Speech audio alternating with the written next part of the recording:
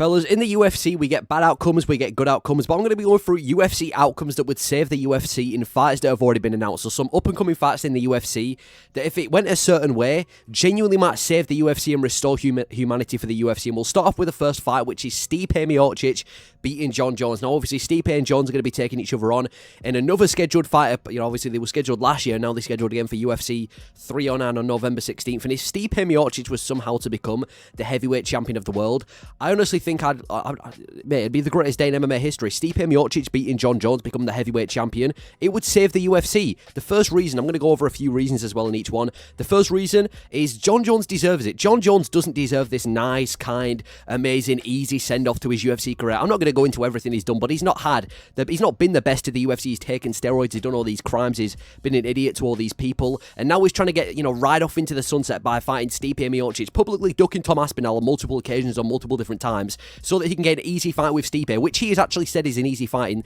One of his DMs got leaked on Twitter, and he was saying that Stipe is an easy fight, he's going to beat Stipe and then retire. But if Stipe Miocic somehow became the heavyweight champion, I think that would be amazing. Jon Jones doesn't deserve to have this nice send-off. Jon Jones deserves to lose his belt in embarrassing fashion to Stipe Miocic.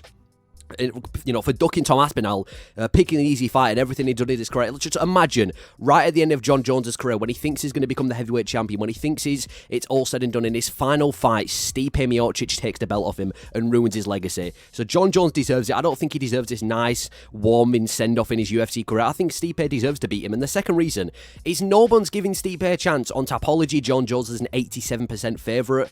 He's a massive underdog. Stipe Miocic coming into this fight. Even heavyweights like Tom Aspinall know that Stipe is the easier fight, which he is in comparison to Tom Aspinall. But imagine Stipe was to become the champion. Nobody's giving this guy a chance. I don't think people are necessarily, super mad that Stipe is getting a title shot. I think it's the fact that he's getting a shot over Tom Aspinall and the fact that Jones is publicly picking an easy contender over the other. But imagine the MMA community if Stipe Miocic was to become the champion. Imagine how crazy this would be if Stipe Miocic was to become a champion. This would be crazier than Strickland beating Adesanya. This would be crazier than Juliana Pena beating Amanda Nunes. This would be crazier than Dricus beating Whittaker. If we look at modern MMA history, we've had a ton of upsets, but this would definitely be the biggest one.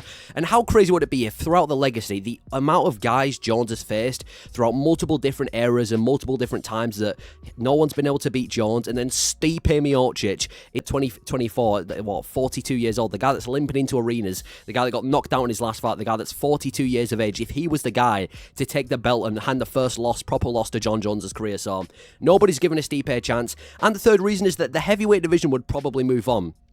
If Jon Jones beats Stipe, I think one of two things are going to happen. The first thing is he's going to retire, but not retire there and then. I don't think he's going to hang the gloves up and, just have a nice little retirement ceremony. Jon Jones is a dick. What Jon Jones is going to do is he's going to beat Stipe Miocic. He's probably going to hold on to the belt for 6 months, just so we can get as much belt time as possible. And then he'll probably retire after holding on to the belt for a while. When UFC are asking him to fight Aspinall and he kind of gets forced into a fight, that's when he'll retire. He'll take a lot of time off with the belt and then he'll retire. And if that doesn't happen, then he's just going to decline Tom Aspinall. He's going to say, nope, Aspinall doesn't deserve it for whatever reason. I don't want to fight you. I've already made it clear I'm scared of you. I want to fight Pereira. And don't get me wrong, I'm not a massive hater of the Jones versus Pereira fight, but I just want to see the Aspinall fight first. And I think I just don't ever see Jon Jones fighting Tom Aspinall. And I can just see him completely ruining the heavyweight division for a while. The heavyweight division in the top 5 has actually become interesting with the rise of Volkov and Tom Aspinall being there and new guys like Almeida. It's actually become quite interesting, and Jones is holding it up. Whereas if Stipe was to beat Jones, I think he'd immediately retire. Stipe ain't going to mess around. Stipe knows what he's doing. He's going to retire there and then if he wins, or, well, if he is planning on retiring, he'll do it there and then. He ain't going to hold onto the belt for a bunch of time and then decide to retire. I can see Stipe retiring there and then. And if he doesn't, he's just going to fight Aspinall. He ain't going to reject Aspinall. If Stipe is the heavyweight champion, he's beaten Jones and he's going to stay active. He's going to fight Aspinall. He's not going to pick and choose who to fight. So those are the reasons why I think Stipe Miocic beating Jon Jones would save the UFC. The next fight is Alex Pereira beating Magomed Ankalaev. Now, this one isn't actually booked. It's not confirmed that this is going to be next, but I'm pretty sure it should be next, especially if Ankalaev can beat Rakic. This should be the fight next for the light heavyweight bout, but man, I think Alex Pereira beating Ankalaev would be one of the best wins we could see in the UFC. And I've got nothing against Ankalaev, but I will go through the reasons now. The first reason is it would just be goated for Pereira's career. For him to, be the light heavyweight champion and have a resume of Jan Blachowicz, Yuri Prohaska on 2 different occasions, Jamal Hill and Khalil Rountree already is amazing. But the problem with Poatan is there's one guy that he hasn't beaten, and it's the toughest contender of them all, and it's Magomed Ankalaev, the guy who is going to bring the first real big grappling threat to Alex Pereira. The guy, I know Jan Blachowicz did as well, but the first real big grappling grappling threat, the guy who's 19-1, the guy who's got, you know, legit KO threat on the feet, the toughest contender in the light heavyweight division for Alex Pereira, that'd be the guy. You know, that's kind of like the final boss for Pereira in the light heavyweight division. He's cleared it out now. He's just got one guy left, and it's the final boss. So if Poatan was to somehow beat Magomed Ankalaev, I think that's a massive win for Poatan. I think that would be goated for his career to not only, you know, have the resume that he's got already, but to go out there and beat Ankalaev, which he's probably going to be an underdog in. Beat the guy who's on a rise. Beat the guy who everyone keeps saying he's the boogeyman of the light heavyweight division. That would be goated for Pereira's career, and he would have ticked off the light heavyweight division. He would have genuinely completed the light heavyweight division, and I feel like he would have cleared it out. And the next reason is Pereira would be a much better champion than Magomed Ankalaev. Let's just compare the two of them and how they've been looking recently. If we go back to, I think, November of 2022, Alex Pereira's had 6 wins. He's beaten Adesanya, he's beaten Khalil Rountree, Jamal Hill, Yuri twice, and Jan Blachowicz. All of those guys since November 2022. Magomed Ankalaev, since November 22, he's had 1 win, and his last fight against Johnny Walker was that win. Since November 2022, this is how many wins both of these guys have had. So Alex Pereira, not only is he a much more active champion, but he seems to be having these much better fights. I mean, Ankalaev, he had that no contest, he had that fight with Jan Blachowicz, which ended in a draw. He's had 1 win since November 2022. On top of that, if we're talking from an entertainment perspective, Alex Pereira is probably the most entertaining champion in the UFC right now. Every single performance you can guarantee is going to be a banger. And I know that Ankalaev's not extremely boring. I know he has fun fights, but the dude has only got 2 finishes in his last, like 7 fights. I think Pereira's definitely being a much more interesting champion. And on top of that, I just feel like Pereira's everything you could want in a champion. He's got, you know, if he's a striking fan's dream. If you're a fan of striking, he is your fighter. He's active. He's never in a boring fight. He's a great character as well. He's got everything going for him. Whereas Ankalaev, I mean, I guess he appeals to the kind of Dagestani fan base, the fans that really want to see a Dagestani guy become a champion, the Makhachev fans. I guess he appeals to those guys, but there is no reason as a sane MMA fan why you would want Ankalaev to be a champion over Poatan, unless you're an Easy fan. And the third reason, imagine the super fights to come from this. Tom Aspinall versus Alex Pereira, probably the biggest fight he can make in the UFC, excluding Conor McGregor, if Alex Pereira can get past Magomed Ankalaev. And I'm going to go back to the Jones fight. I know I said I want Jones to fight Aspinall, but assuming that Jones has done everything he needs to do in the heavyweight division with Aspinall, Jones versus Pereira, another huge fight. These are fights that would be massive pay-per-view records for the UFC. These are fights that would probably be the biggest fight we've had in the past like couple of years, excluding McGregor fights. These would be huge for the UFC. And as a fan, these are fights that you want to see. These would be, you know, some of the most tune-in fights in the UFC. Ankalaev, the biggest fight you're getting with Ankalaev is Ankalaev versus Volkan Oezdemir or Ankalaev versus Azamat Mirzakhanov. You know what I mean? Those probably ain't even pay-per-view headliners. So I think those are the reasons why I would want Poatan to be a champion over Magomed Ankalaev. I've not got anything against Ankalaev. I'm not going to be one of these people that just assume he's boring because he's from Dagestan. I don't think he's boring, but I think from just every perspective, I would rather have Alex Pereira as a champion.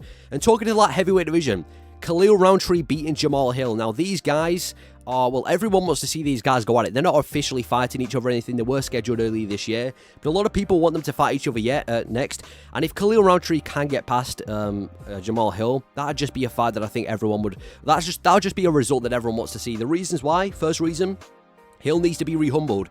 Jamal Hill has to be one of the saltiest fighters in the UFC. You know, he fights Pereira, trash talks in the build-up, talks all that smack in the build-up, says that he's going to destroy him and rub it in everyone's faces. All that trash talk leading up to the fight, just for him to get knocked out in the first round pretty effortlessly by Poatan.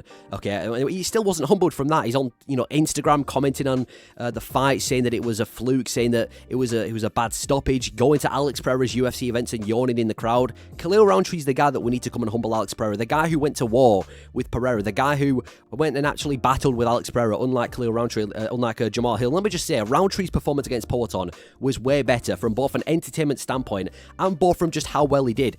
You know, Hill got knocked out in a round, like half a round. Rountree was able to go 4 rounds with him, and then eventually got finished in that 4th round after a battle. So Hill needs to be re-humbled. The next reason is Rountree will cement himself in the top 5. Right now, Khalil Rountree in the light heavyweight division is still ranked number 8th, which I don't think most people agree with, considering how he looked against Alex Pereira. And the only way for him to get into the top 5 would be to beat somebody in the top 5. And seeing Khalil Rountree against, in the top 5 against the likes of Magomed Ankalaev and Yuri Prohaska and Jan Blachowicz and whoever else is there in the top 5, that would be massive for Khalil Rountree. He wouldn't even be in the top 5. He'd be in the top 3 if he can beat Jamal Hill. He'd be a top 3 light heavyweight. I want to see Khalil Rountree get to that top 5 or that top 3 spot. I want to see him fighting the top guys in the division nowadays. because I really do think he deserves it after that performance against Poatan, and I'm just interested to see how he matches up against those other top guys in their division who have also struggled to get past Poatan. And the third reason is good guy versus bad guy, and I'm not talking about, you know, Chael Sonnen and DC's podcast, but no, good guy, bad guy. This is literally, he's got everything going for it. You've got Khalil Rountree, the guy who everyone wants to win, versus Jamal Hill, one of the most hated people in MMA. You've got Khalil Rountree, the guy who went to war with Poatan, just fell short in that 4th round against Jamal Hill, the guy who got knocked out in a round. You've got Khalil Rountree, the guy who was humble in defeat, versus Jamal Hill, the guy who was salty in defeat. If Khalil Rountree wins, the fan favorite wins, the guy we all wanted to win wins, and Jamal Hill loses again. And if Hill loses, Hill wins, sorry, you know, maybe Khalil Rountree loses, but at least we've got a new heel in the light heavyweight division. So I think there's multiple reasons why I would want Khalil Rountree to beat Jamal Hill. And the next fight outcome is Nick Diaz beating Vicente Luque. Now, these guys have now been rescheduled to fight at UFC 310. They were initially supposed to fight at Abu Dhabi, got rescheduled for UFC 310. Nick Diaz not only beating Vicente Luque, but getting a win in the UFC in 2024 would be mental. Now, the reasons why is Nick Diaz would be ranked in 2024. Just take a moment to realize that if Nick Diaz somehow pulls off a win over Vicente Luque, even if it's like a fluky win, he is going to be in the top 15, the top 14 of the welterweight division in 2024. Nick Diaz, of all people, the guy who's been, I don't even know what this dude's been getting out to outside the UFC, but the guy who's not been looking too good outside the UFC in his personal life, if he can actually get into the top 15 rankings in 2024 and displace Vicente Luque and become a ranked fighter, that would be mental. Nick Diaz getting ranked in 2024, probably one of the most unexpected outcomes of the year.